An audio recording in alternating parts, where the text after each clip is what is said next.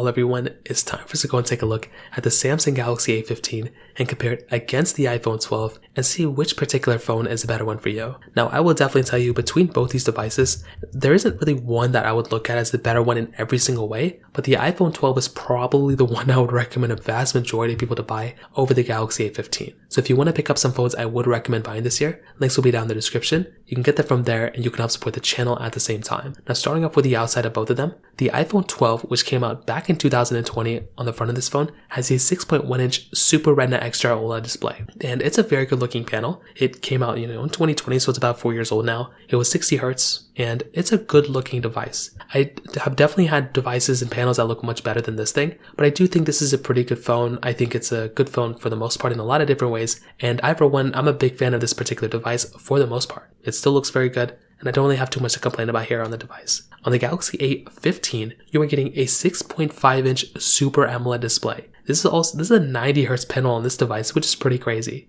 Now, the iPhone 12 does get much brighter, or substantially brighter, than the Galaxy A15, but it is pretty shocking to me that the A15 is like a $160-something phone. The iPhone 12 still, 4 years later, is $230 on Amazon. So it is insane to me how much, basically how good of a price the iPhone 12 is, and how cheap of a price the Galaxy A15 is. On the bottom, you're getting a Lightning port on the iPhone 12, USB-C on the Galaxy A15. The A15 also is giving you a microSD card slot inside of that device, which is another pretty cool thing going on for that particular phone. And having a microSD card slot is a very, very cool thing, because I actually do like having a phone that has that type of capability, and it is actually pretty crazy to me that that device is essentially giving you a microSD card slot in 2024, which again is insane to me. On the backside, you're getting a plastic back on the A15, which is pretty expected. The iPhone 12 is giving you a glass back, dual camera setup on the back of that one, triple camera setup kind of on the A15. You are getting wireless charging on the iPhone 12 and IP certification. The A15 is not giving you that kind of stuff. So that's kind of where Samsung starts to kind of cut corners on this device. So on the outside, that kind of covers it up there. Camera-wise, dual camera setup, wide and ultra-wide on the iPhone 12, wide, ultra-wide, and macro lens on the Galaxy A15. The thing is, you can only film 1080p video on the front and the back of the A15. The iPhone 12, you can do 4K at 60 on the front and the back. That is substantially better experience in every single way on the iPhone 12 over the Samsung Galaxy A15. And if you're somebody who wants to go ahead and actually have a phone that's going to be giving you a better experience from the software standpoint, you're going to be giving you, from a camera standpoint, you're going to be getting a better experience on the iPhone 12 over the Samsung Galaxy A15. So this in and of itself is another very big important thing to keep in mind on that particular device. So from a camera standpoint, the iPhone 12 definitely wins without a doubt. In terms of software longevity, I actually don't know which one's going to last longer. I probably would err on the side of the iPhone 12 probably lasting longer, but I think the Galaxy A12 or the A15 may end up lasting still for a couple of years. Again, there's not really a lot to complain about here, at least from what I can see, but I think you're probably going to be getting a longer lasting phone from the iPhone 12, or it's going to be like exactly the same. It's going to be one or the other. They're going to be either lasting exactly the same,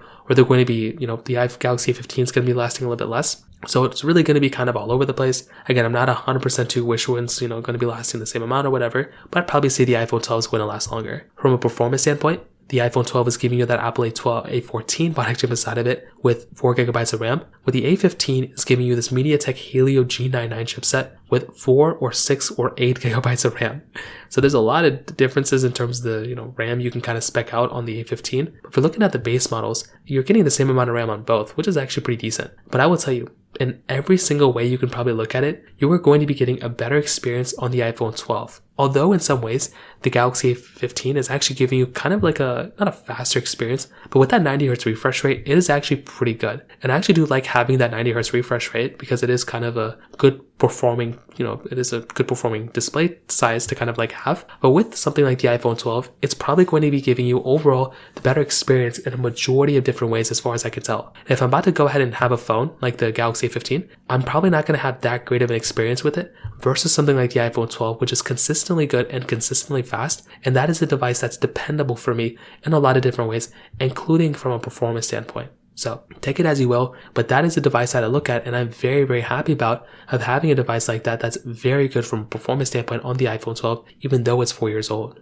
So to kind of sum up this whole entire video, what I would definitely tell you, I would look at a phone like the Galaxy A15 as being a pretty good cheap device. but I do think a device like the iPhone 12 is going to be the better one in almost every single way, and that is the one that I'd probably recommend a vast majority of people to actually go ahead and buy. So in terms of that kind of covers it up here. If you have any other thoughts or questions, please let me know in the comment section below. Hit the like button, that would mean so much, but definitely hit that subscribe button. More importantly than everything else, I love every single one of you guys. Hopefully I'll catch you guys in the next video. Peace out till then.